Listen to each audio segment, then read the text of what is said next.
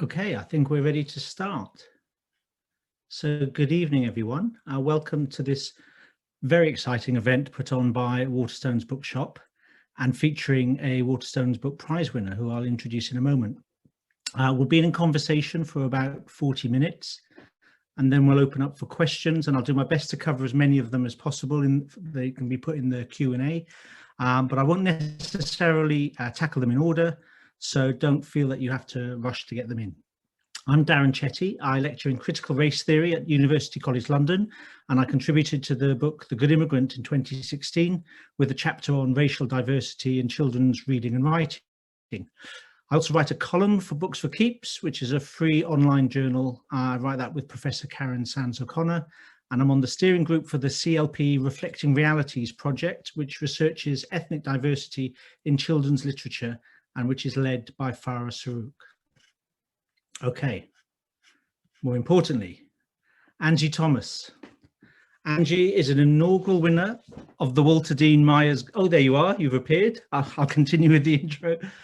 Is an inaugural winner of the Walter Dean Myers Grant 2015, which was awarded by We Need Diverse Books.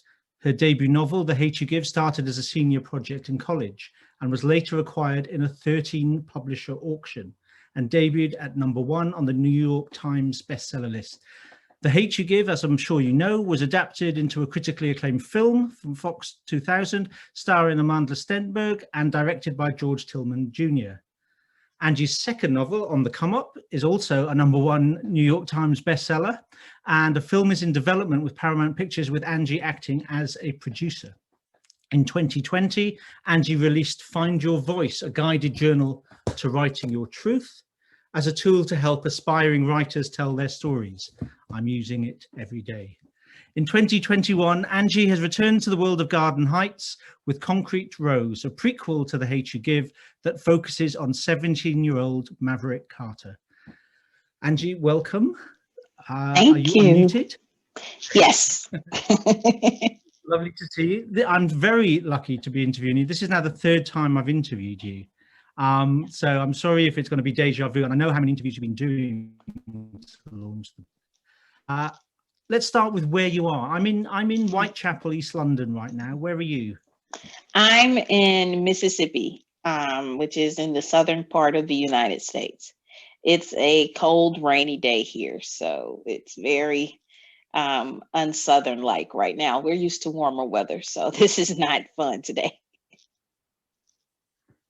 Sure. So it was the first time I interviewed you was, I think, 4 years ago. The Hate You Give. It was your, I think, your first sort of world tour or European tour. I remember meeting your mum. What's changed for you since then? What's changed in your life? Obviously, we know the books that have emerged, but how has everyday life changed for you? Well, let's see. Before the pandemic, everyday life meant wondering, okay, where am I today? I was traveling a lot, meeting a lot of people, meeting a lot of my readers, and trying to find time to write. Nowadays, my everyday looks like getting up and actually writing, doing virtual events, promoting the book, online and stuff like that. So it's a little different. I miss being able to meet my readers in person, but I am thankful that I'm able to actually just sit down and write. So hopefully I can give them more books while we're all waiting this thing out. Mm-hmm. And when did you decide you were going to revisit the Carter family and write Concrete Rose? I didn't think that I would. When I finished The Hate You Give, I thought I was done with the Carter family. I thought I was done with those characters. But over the course of the years of promoting The Hate You Give, the book and the film, I found out that so many of my readers just loved Maverick, and they would come to my events asking me questions about him more so than any other character. He fascinated so many of them. And then too, with me seeing the movie and getting to talk with Russell Hornsby, who portrayed Maverick, and having conversations with him about the character, it started to help me piece together a story in my mind. And eventually I realized, all of these readers have all of these questions about this character. Maybe the best way to answer them is through a novel. So it took me a while. I did not decide to write this book until after I finished On the Come Up. After I finished my second novel, I said, okay, maybe I should write Maverick's story. So thank you to all the readers who've asked me about Maverick, because you're one of the main reasons this is happening. And as you say, Maverick was a really popular character in The Hate You Give. Yes. What do you think are the reasons behind that appeal for so many people? You know, I think it's different for the type of reader. Like, young people love to tell me that they think Maverick is such a great dad. They kind of wish their dad was more like Maverick. They love how he's honest with his kids and keeps it real with his kids. Whereas parents will tell me they love how he parents and how he loves so hard and how protective he is and just what an outstanding person he is. But I think at the core of it all is Maverick represents something that we're often told doesn't exist, even though it does. You know, Maverick is this guy who he was once in a gang. He once sold drugs. He once went to prison.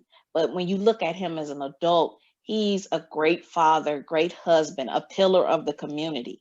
And that doesn't necessarily line up with his past. So I think the fascination of this person who has turned his life around so much is really what pulled people in.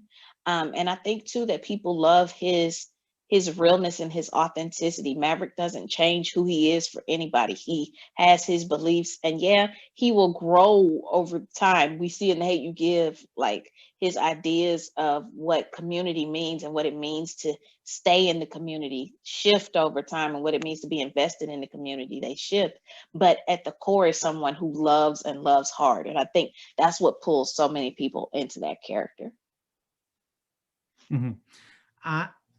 And in The Concrete Rose, we encounter him when he's 17. And reading it, I was really struck that things are happening pretty fast for him. There's a lot going on, and not all of it is good.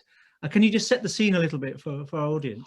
Yeah, sure. In Concrete Rose, we meet Maverick at 17 years old. And at the time, he's known around the neighborhood for being the son of a former gang leader.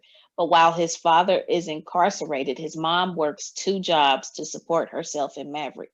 And Maverick secretly sells drugs for the King Lord's gang in order to help her out. And he thinks he's got everything under control. He's got a fly girlfriend. Life is good. And then he finds out he's the father of a 3-month-old baby boy. And suddenly he has this child, 7, who depends upon him for everything. And it's not easy for him to go to school and take care of a baby and sell drugs and be in the gang. So when he's given the opportunity to go straight, he takes it. But when King Lords run through your veins, it's not as easy as walking away. So Maverick has to ultimately decide for himself what it truly means to be a man. And yeah, I'm very aware that we can't sort of give away the sort of plot points, and there's so many questions I want to ask you about the sort of last third of the book, which just had me gripped, but I'll refrain from that for the benefit of our audience, so that they can have the same enjoyment that I had in reading the book. How would you compare Maverick? So we've seen Star at 17. Now we get to see her father. How would you compare the two of them and their as personalities and their situation? Or is his situation closer to Bree's in On the Come Up? What do you think? That's a great question. Nobody's asked me that. I would say it's closer to Bree and On the Come Up, because both Bree and Maverick have very fragile safety nets. And what I mean by that is both of them, their households aren't necessarily on stable ground. One thing about Star, and one benefit she has, is that her household is very stable. Her parents are both working. They're both there. They're both active in her life. Whereas Bree, yes, her mom is there and active in her life, but her mom loses her job in the novel, and suddenly financial stability is no longer there. And with Maverick, his mom works these 2 jobs, and they both know that one missing paycheck could really mess them up. So he looks to selling drugs so that won't be an issue. personality wise, I would say that the parts of Star that we see when she's not code switching in The Hate U Give, when she's in the neighborhood, that's her father. She is very reflective of her father. Then she has can have his headstrongness at times, and can be very set in her beliefs, but also she's figuring things out like her dad is at 17. At 17, Maverick thinks he knows it all.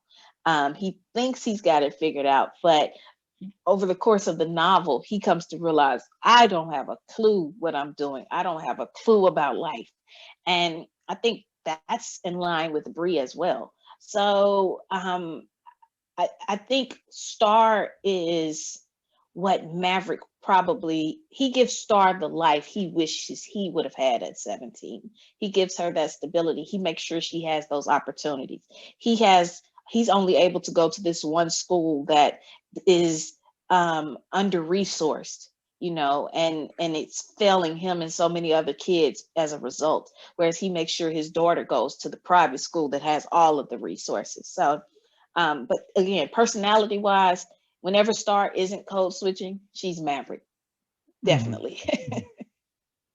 And in The Hate U Give, you see that Star has her struggles, and yet reading this book, you get to see the sort of struggles that her father had and how things really could have gone in a very different way, so that she wouldn't, as you said, have that sort of secure basis.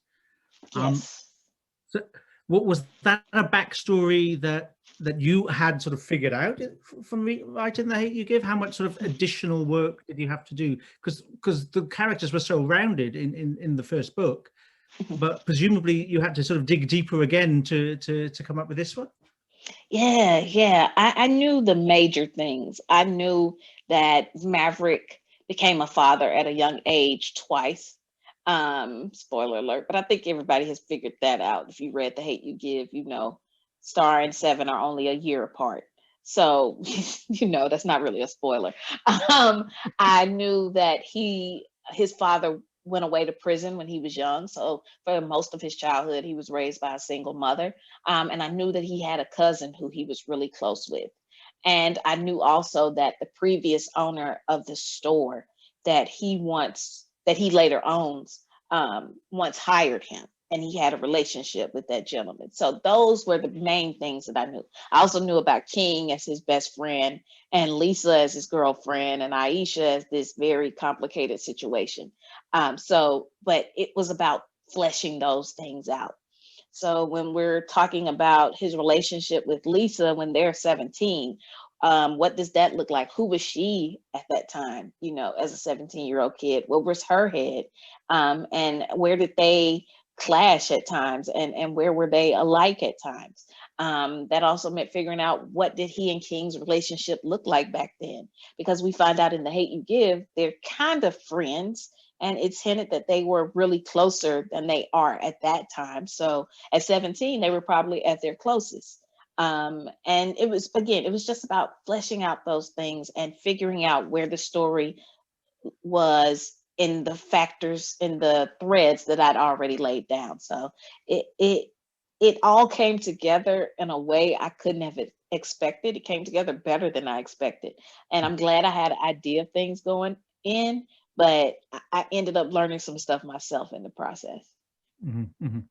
It seemed to me reading that Maverick, obviously he's got this struggle, as you said, he's got these children on the way, and fatherhood sprung upon him, and yet he seems to embrace responsibility fairly quickly. It's not seamless, it's not effortless, but I don't get a sense of him just thinking, well, I'm going to just walk away from all of this, right? Or at least, do you think that's about something sort of in him? What is it about him that, when so many other people might think, well, this is all getting too much, that he manages to have that sort of fortitude, and I guess a theme of the book, as I see it, that sort of resilience to keep going?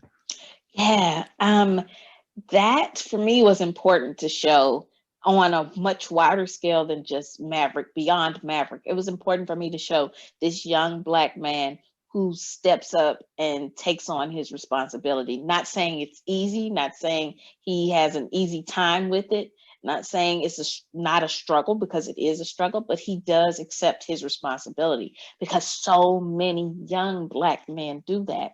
And we don't see that nearly enough in media. We don't see it enough in books. We don't see it enough in TV shows. We don't see it enough in film. And there's this idea that young Black fathers don't exist, that they aren't in their children's lives. And that's a lie. You know, the studies show that of all demographics, Black fathers are the most involved in their kids' lives. Nobody talks about that, though. So on that wider scale, I wanted to show him taking on this responsibility. But there is something in him personally, whereas he's seen it with his own eyes from his family. Despite the fact his father is incarcerated, he still has a loving father who did what he had to do to try to take care of Maverick. His mom is there, she's involved, and she drills it in his head that, you know, when you do something, you take responsibility for it. But he also has this village in the form of his extended family, who all also give him that support, and also drill that home of, you know, when we do something, we take responsibility for it, and we own it. And that's something that has just been in him since a little kid. That's something he's known since he was young. So it's always been there. But again, we see him throughout the novel. He struggles. You know, there are times he's like, what am I doing? He mourns his childhood at times. And that's a very real thing. But at the same time, it never crosses his mind that I won't do this. Sometimes he feels like I can't do this, but he knows deep down he was going to still keep doing it. Mm-hmm. I guess I'm intrigued as a former school teacher with the representations you offer, and how, you know, Star in The Hate You Give is often seen as the sort of way that Black children are often educated to, as you say, code switch, and she knows how to play the game. She knows how to move in a predominantly white environment, but that you're also increasingly, it seems, as your novels go on, saying, I'm not going to present those sort of characters. I'm going to present characters who are not sort of engaging in anything that we recognize as respectability politics, who may even themselves recognize themselves as archetypal tropes of, oh, the drug dealer, or with the father in prison, and yet you're able to reclaim their humanity in the way that obviously media stories don't, but even a lot of YA fiction doesn't quite manage to do with the best intentions. Is that kind of a mission for you? Is that something that just emerges from you writing what you want to write? It's definitely a mission. And it does emerge from me writing what I want to write. It's kind of a bit of both.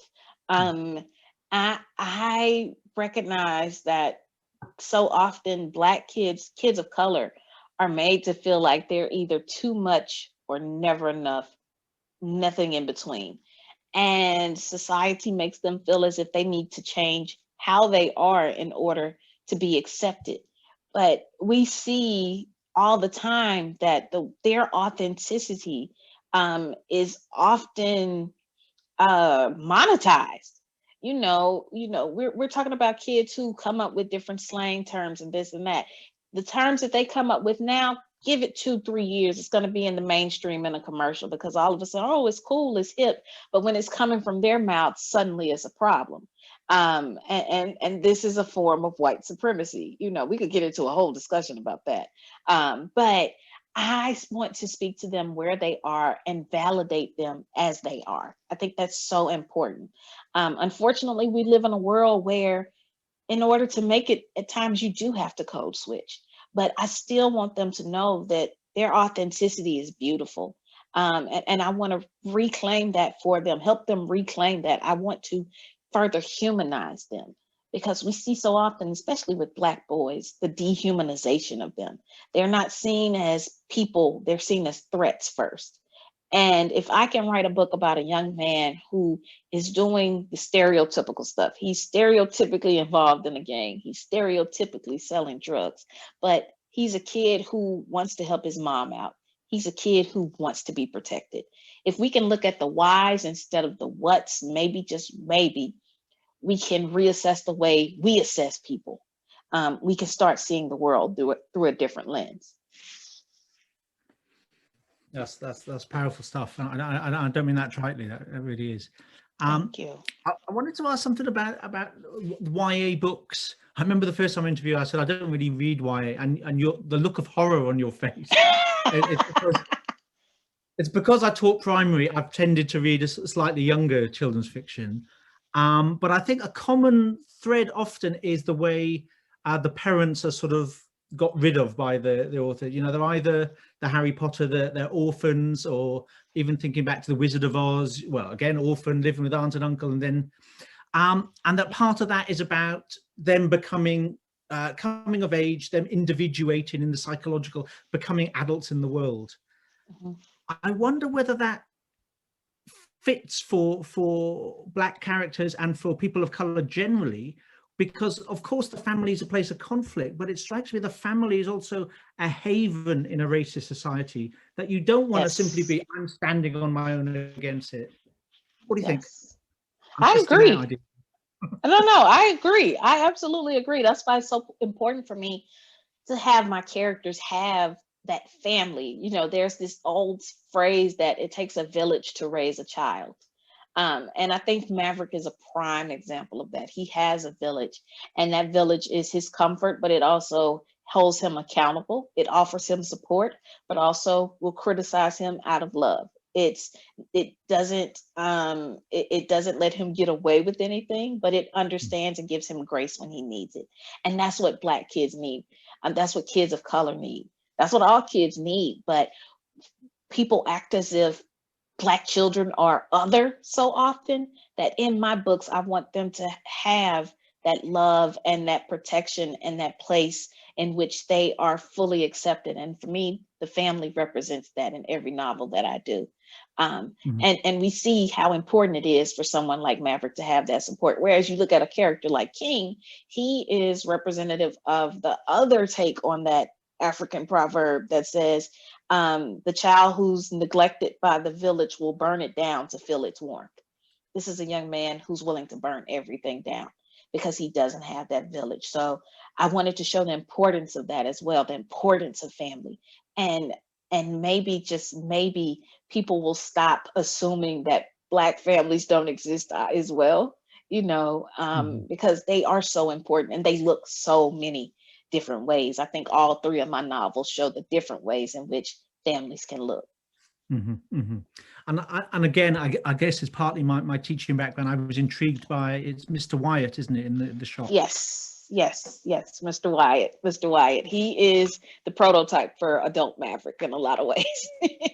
He and his wife both are the models for Maverick and Lisa. But I wanted to show this gentleman who takes Maverick under his wing, and you know, he's hard on him sometimes, and he doesn't take any mess from him. He gives him a lot of tough love. But if you look at Mr. Wyatt and then go to The Hate You Give, and you look at how Maverick does the character of Devontae, you will see some similarities. And that's to show that what Maverick is given, he gives back. And hopefully it reinforces this idea of what we put into young people, they will put back into the world, which is thug life. The hate you give little infants helps everybody. Well, also the love you give little infants affects everybody. Okay, I think we need to talk about Tupac. Yes. So Brenda had a baby, the rose that grew from concrete. Now I've done the maths, because I've told you before, growing up I was a big hip hop fan, and the hip hop that I kind of stuck with was the stuff that I was sort of 16 to 18, so Public Enemy, BDP, X-Clan, etc. But as far as I can make out, you were 7 when Tupac passed. So it wasn't someone who was there in your teens, or he was rather in his music but not alive. Is that the case? What was his impact on you? I'm intrigued. Yeah, I think I was around 8 actually. I turned 9 about a week after he passed. He died on the 13th, and my birthday was the 20th. So it was a sad week for little me, because I listened to his music when the older kids would listen to his music. And I still remember where I was when the news announced that he was shot. I didn't really get into his music though, and into him as a person, until I got into my teenage years after he had passed. And I remember when the book of poetry came out, The Rose That Grew from Concrete. It was like in 99 or so. And I was surprised because I was like, Tupac wrote poetry. And I ended up getting a copy from the library. And it has all of these poems that he wrote when he was about 16, 17. And when I got it, it was years after it came out, I think. And I was around the age he was when he wrote those poems, and I was blown away. The Rose That Grew from Concrete specifically was a poem he wrote about himself. And it's a beautiful poem, beautiful imagery. And it's essentially about seeing a rose growing in a crack in the concrete, and how it has so much beauty, but also so much strength, and how it's basically fighting against odds. And that hit home for me. And now, fast forward, as a writer, those are the kind of characters I want to write about. Roses growing in concrete, these young people in these difficult circumstances who have so much beauty, so much resilience, so much brilliance. And Tupac inspired me when he wrote that poem, because I felt like it was about me as well. And now I want to inspire others by keeping that imagery going. There's a lovely sort of intergenerational thing about it, and it's there in the Hate You Give, how Maverick references the Panthers, and that sort of goes back. So Yes. both in the fiction and in the way you're doing it, there's a sort of reaching back into Black American culture, if you want to call it that, that seems to just enrich the whole project. Yeah, thank you. Thank you. I'm sort of ravishing you with praise, but I mean, it's sincere. So yeah. There's I'm interested in the complexity in Concrete Rose, that there's a situation where violence is close at hand, and bad things happen to people, but it could be that it's bad luck, it could be it's bad choices, it could be broader injustice, and often it seems like it might be a messy combination of all three. I just wonder, as you're writing, are you conscious of the moral lessons that young readers might take from your stories? And does that create an additional pressure, or do you sort of allow the plot to drive and then we see where we end up? I kind of, more so than letting the plot drive, I try to let the characters drive, because I think if you focus too much on the morals and a lesson, it's going to become, preaching, and kids don't want to read after school specials. They want to read real stories, stories that they can connect with, stories that they get caught up in. And I try to let the characters drive it.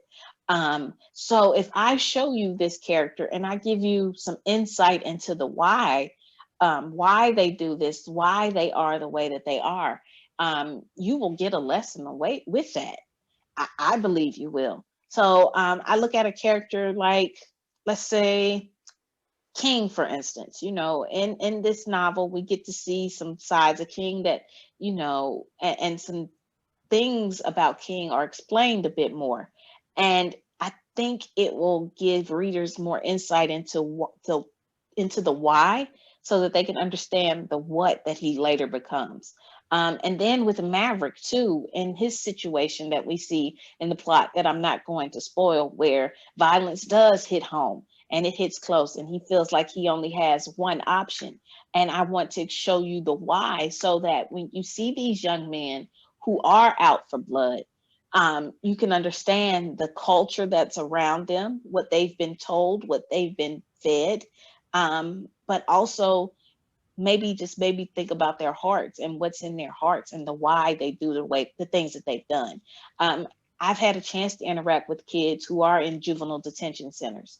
And when you get to really talk to them and find out stuff, you recognize that they're more than just one bad decision. They have so much that they could offer the world. And there are reasons for everything that they've done. And they are preventable reasons, and some things are beyond their control. So I, again, hope that the lesson comes from the characters themselves, rather than me putting a message deep down in the book. Yeah.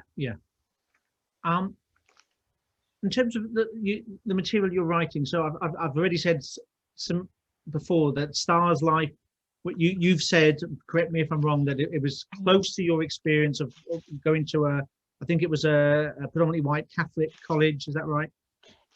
Well, Christian college, yeah. Okay. Yeah. So moving in those two worlds, and then Bree perhaps was a little bit more removed from your experience, although, as we know, you were a rapper. So you and you did rap last time I interviewed you for those school students, and they loved it.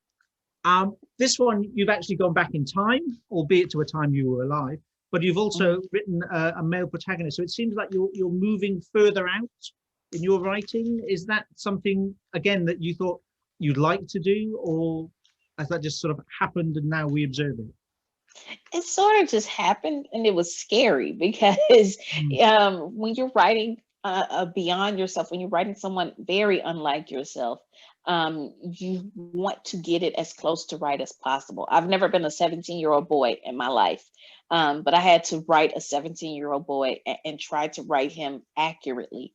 And that meant doing work that I hadn't done before. That meant talking to Black boys and Black men. That meant reading books about Black boys by Black men. That meant having conversations. That meant being willing to change stuff, being willing to be wrong, being willing to listen. I will never tell anybody don't write something, because people are going to write whatever they want to write. But if you're going to write about an identity that is not yours, do the work. Respect the people you're writing about enough to do the work. And that may mean you messed up. That may mean you have to change some stuff. That may mean you come to the decision that you're not the person to tell this story. But at least do that, do the work. So I had to do the work. And I'm grateful for it, because I wasn't sure it was something I could pull off. I hope I have, I hope I did a pretty good job with it. I'm grateful that I experienced that. I don't know if I will do it anymore, mainly because I don't want to take any seats from the table. And I don't want to take any seats from any Black men who want to be able to tell stories, because publishing, we still have a ways to go with diversity. And we still have this whole idea of there can only be one, and I don't want to take that opportunity from a Black man author. So this is probably the last time I may write a boy protagonist. Interesting. Okay, that's an exclusive for us.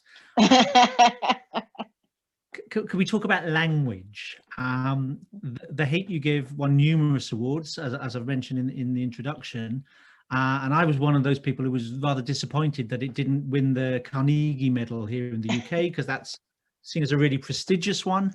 And I took part with colleagues in the recent Diversity and Inclusion Review.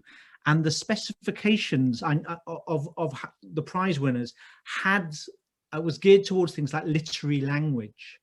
And it seemed to me that it would be quite hard for someone who was trying to write realistic dialogue of people who didn't speak in traditional literary language to win that award. And it wasn't intentional, perhaps. In fact, I think things have shifted, but there was this kind of gatekeeping that had gone on in terms of, well, that can't be seen as literary. How important is it to you to capture the way people actually speak? Well, before I get to that, shout out to the kids who were at the Carnegie ceremony when The Hate You Give didn't win. They were sitting like right behind me. And when they announced the winner, these kids were like, "Oh, you should have won, Miss Angie. You should have won." So shout out to y'all. That was the best prize I could have gotten. So thank you. When the young people are saying that you should have won, that's a good prize to have. That's the best. Yeah, I think you won the popular vote. I appreciate it too. It's really important for me to write dialogue that feels real, that feels authentic, that reflects the way people actually speak. Sometimes I worry about the translation side of things, especially when we're talking about different languages, but I try not to let that get into my head too much, because that's for my publishers to worry about, not me. I want to write these characters talking the way that they talk, however that is. And especially with a character like Maverick, not only did his dialogue need to sound a certain way, but even his narration needed to sound a certain way. I wanted him to be his authentic self throughout the whole thing. I wanted to validate that, because we are still dealing with people who don't validate the way who don't look at the way certain people speak as being normal or good English or whatever may have you. Whereas if you're speaking and I understand you, we're great, you know? And that further for me helps validate the young people I'm writing for, by writing in ways that they understand, by writing in ways that they actually speak. It helps validate them as people. And that's so important for me. So yeah, dialogue, it's fun for me to write. I love throwing in, little terms and stuff that people even here in my region of America use that other people may not be used to, but it's authentic and it's real to us. And the idea will get across eventually. If you don't know that word, you'll figure it out eventually. So I have to trust my readers a bit more too. But hopefully we can get away from this idea that there's only one way to speak, which would mean there's only one way to write. And if all books sounded exactly the same, if all characters sounded exactly the same, if all people sounded exactly the same, we would have a very boring world. So why should books all sound the same? Mm-hmm, mm-hmm. You've mentioned previously that growing up, you didn't see Black girls in the books you encountered. And I think you mentioned Mildred D. Taylor's Roll of Thunder, Hear My Cry, as a book that really had made a big impression on you as a young reader. Do you see progress in the past? I'm sorry, it's that question, but do you see progress in the past 5 years or so with regard to Black authors and racially minoritized authors? In America, definitely. I know I'm not going to try to speak on things there in the UK because I'm not as knowledgeable as I should be, but I know that there's still a lot of work to do there just based on things I've heard and things I've talked to other authors about. Here in America, we are seeing some changes, but we still have a ways to go. The numbers are still too lopsided. There were still more books released featuring animals and trucks as the main characters than Black kids, Latinx kids, Asian kids, Native American kids combined last year. And that has to change. So we still have a ways to go. We still have a ways to go in making sure that the authors themselves are diverse, that there are diverse authors. And we still have a ways to go in making sure that the gatekeepers are diverse. The people in publishing who work in publishing, the editors, the agents, the marketing people, all of them, there should be diversity amongst them as well, because that will lead to more diverse books. So yeah, we've made some progress. I think if you look at like the New York Times list or something this week, you'll see quite a few books by authors of color. If you look at the independent bookstore bestseller list from the last week, you will see quite a few authors of color. So there are changes, but we still have a ways to go. Okay, I'm just going to ask one more, then I'm going to dip into the Q&A and maybe go back with other questions.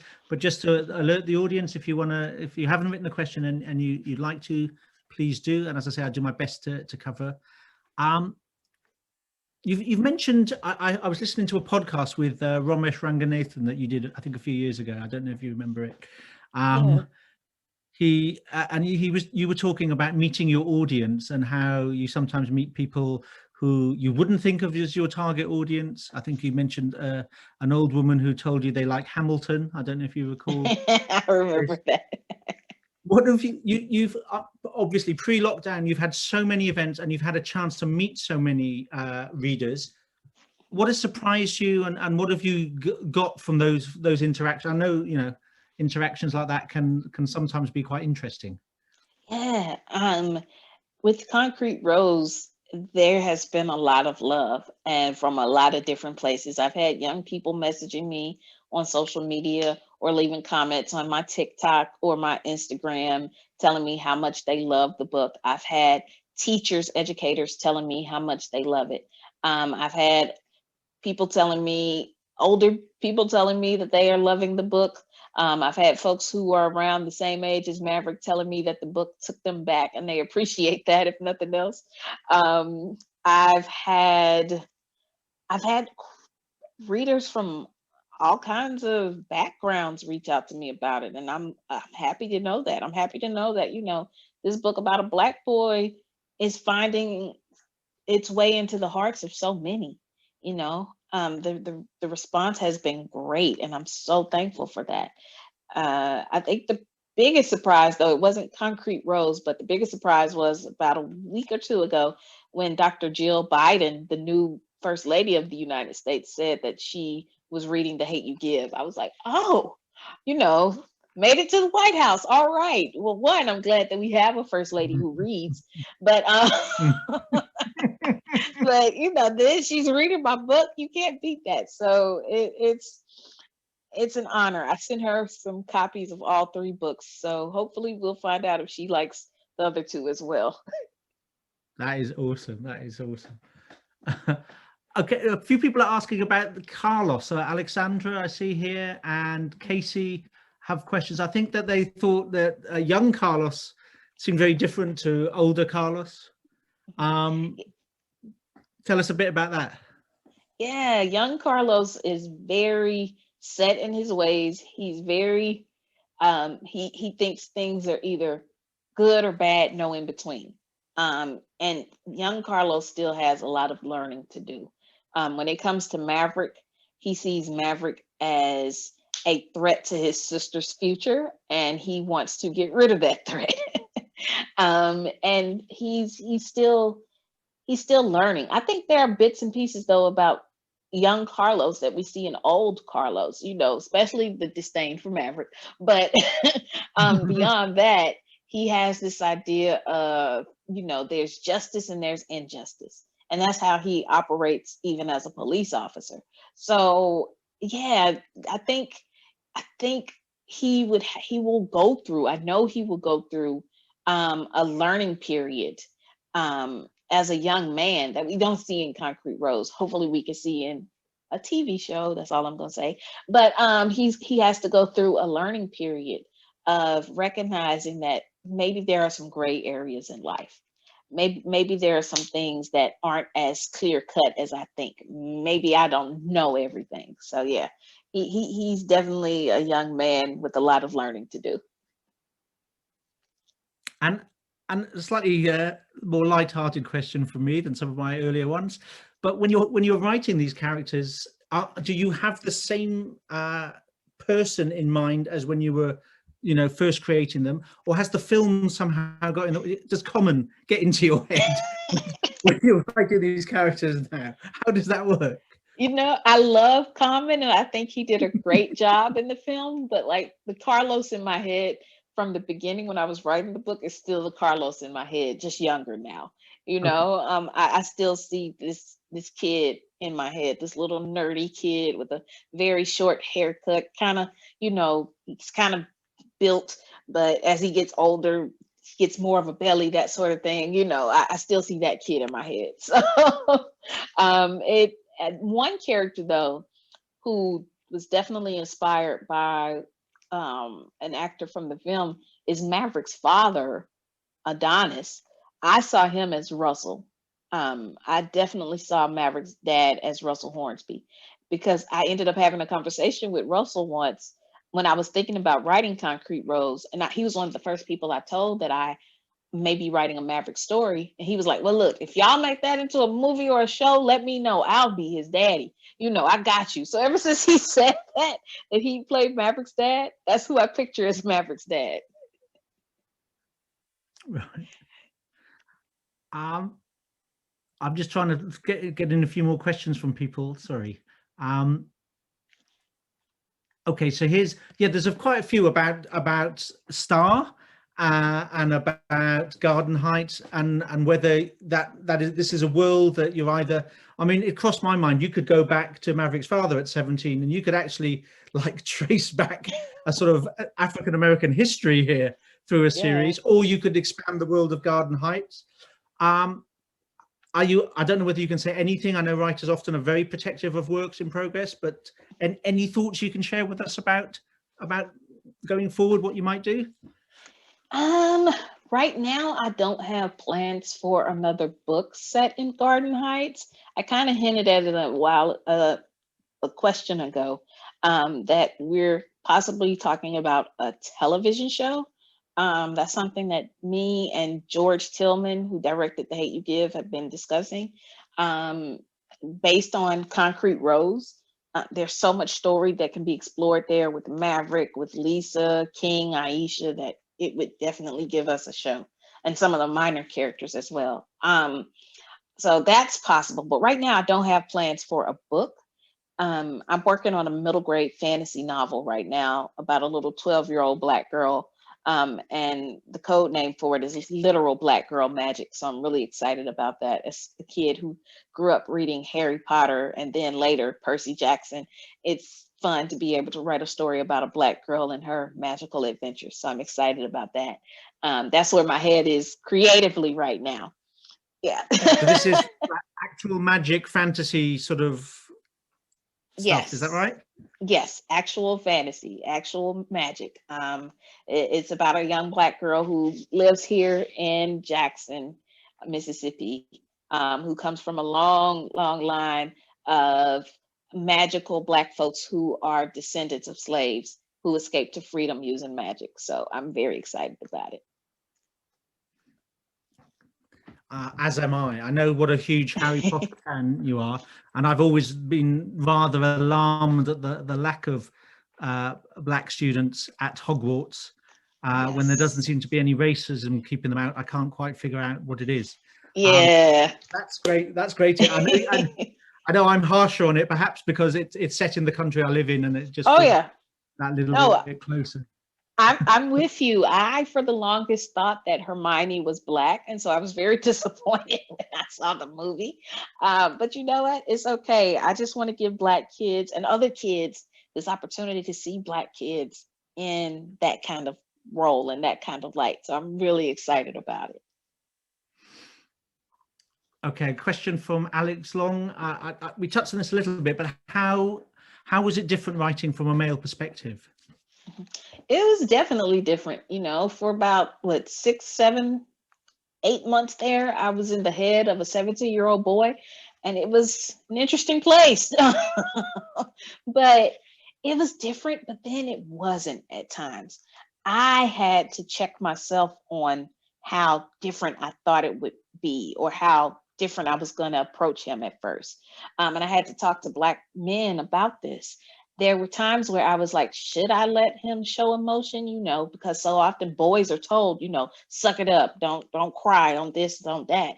And Black men told me, nah, sis, let him show those emotions. Give him that permission. Give the young boys who read this that permission. We need more of that. Push back against that toxic masculinity. So recognizing that he's more like Star and Bree than I initially assumed. He's still a kid who wants to protect his family and wants to accomplish things in life and is still trying to figure himself out. That's something we can all relate to. So it was different. It was a little different, but it wasn't as different as I thought. There's those moments of sort of male tenderness. I think there's a line, he holds me like he knows I'm going to fall apart. Or I'm probably not quoting you directly, but I mean, they just seem beautiful and in no way sentimental, just capturing, emotion that often, might not be shown or people might not want to talk about, but is there in how people live their life. Yeah. So yeah, again, fantastic stuff. I don't know how else to put it. A few people are asking questions about what you read, so perhaps you could say a little bit about that, both growing up, but current stuff. What sort of helps you, and what just interests you? I love to read YA in middle grade. I also love to read nonfiction, particularly autobiographies and biographies. I especially love autobiographies that talk about the childhood or the teenage years of important people. Because as someone who writes young people, I think it's important to see how some of these noted individuals started out and see bits and pieces of who they are now back when they were young.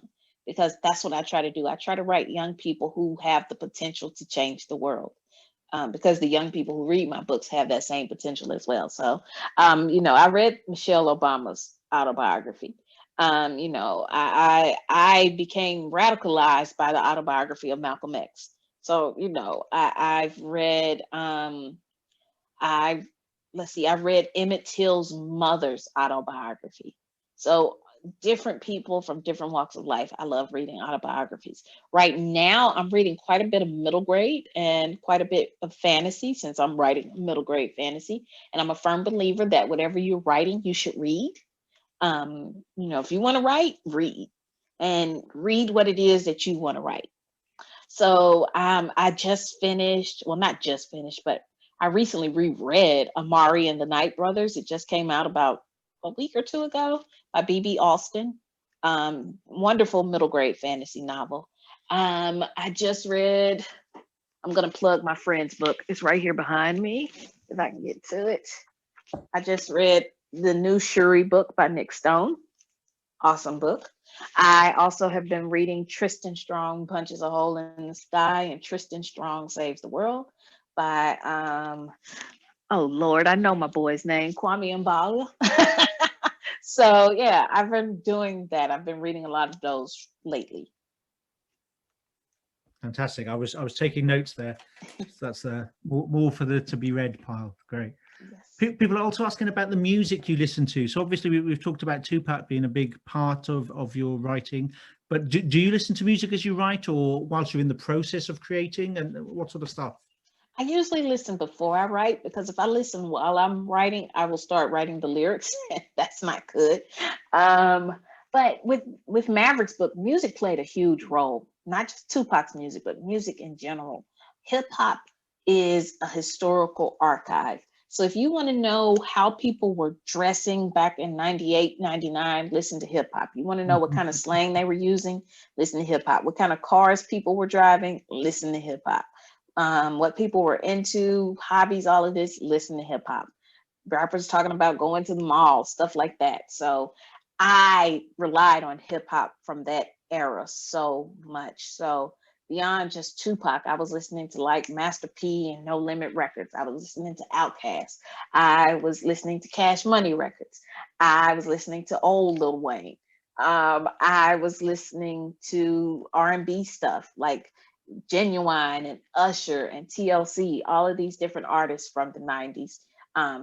All of that helped me in creating Maverick and his world and the things that were important to him.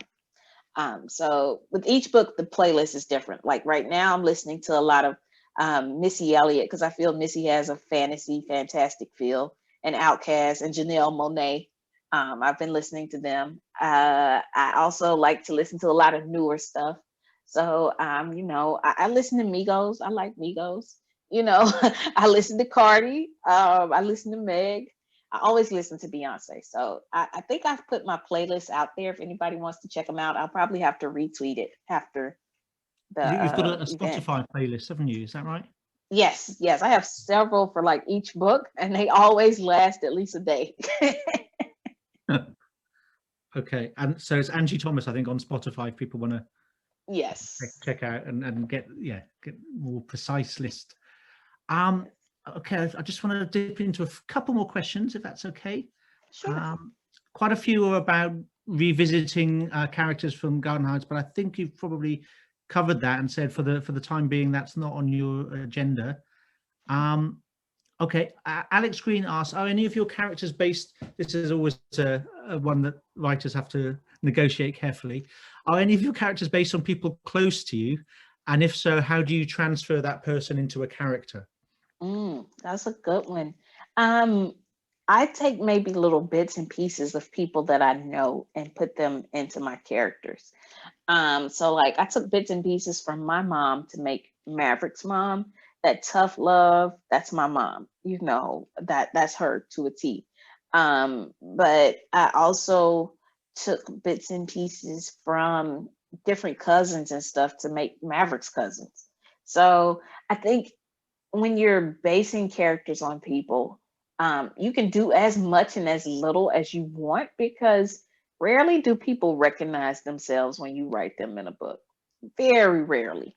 Like I had characters in The Hate U Give that were strongly based on some people from my life. Like Haley was based on a real person I went to college with. And when she read the book, she was like, oh my God, was someone like this? And I'm like, it was you, you know, she didn't pick that up. So people rarely do. So this sounds like a question from a writer. Um, be careful, like, you know, don't do too much so that somebody's ready to come after you. But you can take bits and pieces of people and put them into characters and even put them into multiple characters. Um, there are so many things about your loved ones, your friends that are interesting that you can use for characters, whether it's hobbies or little quirks, this and that, whatever. And that's what I rely on sometimes when building my characters. Thank you.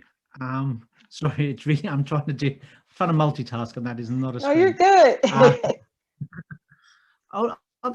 This might be a nice one. It might be our last one. Let's see how we go.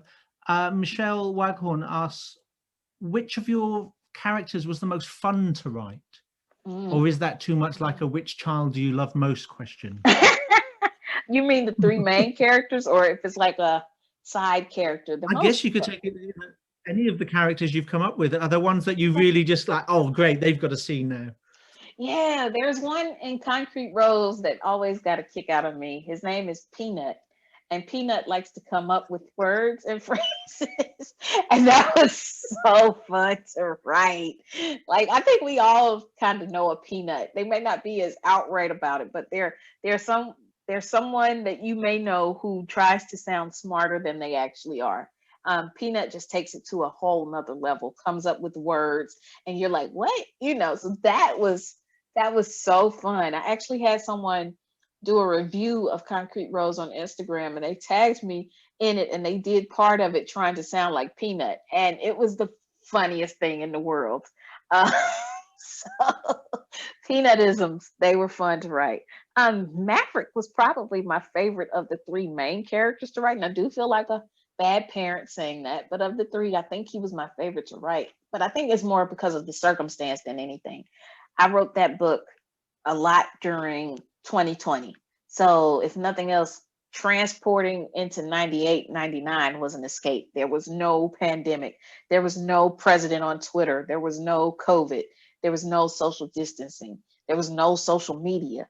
So it was a nice escape, but also writing a character unlike myself and getting to know him a bit more and crafting his story and his world was fun. So I think Maverick was my favorite to write.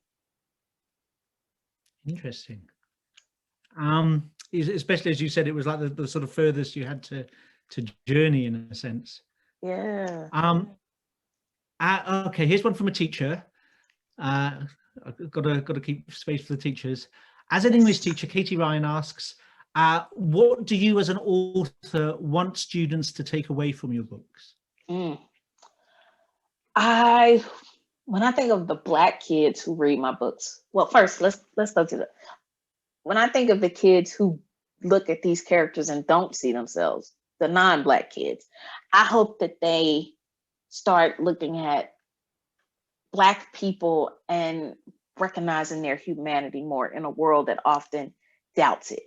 I hope that they recognize that these are real people we're talking about, and they see the beauty, and they develop empathy and more so than sympathy for people around them who are unlike them. When Black kids read my books, I hope that they see their true, authentic selves. I hope they feel validation. I hope that they feel beautiful. I hope that it inspires them. I hope that my books remind them that their lives and their dreams matter. So, and I hope that when adults read my books, they recognize the beauty in those kids, and they recognize too that their lives and their dreams matter. So thank you to you, teacher, whoever you are. And thank you to all the teachers who are watching, because what you do is so important. And you're some of the very first people who will validate the young people who step into your classrooms. I hope you don't ever take that lightly. And I hope that you recognize that just by investing in them, you're changing the world. That's lovely. Oh, so no, we'll end on this one. We'll keep it light. I think it was, I've lost it. who gets to read your work first, and they're interested in when your mum gets to read your work. Well, the thing is, my mom, she hears my work first. She's my first listener. My mom never actually reads my books. She hears them. I read stuff out loud to her.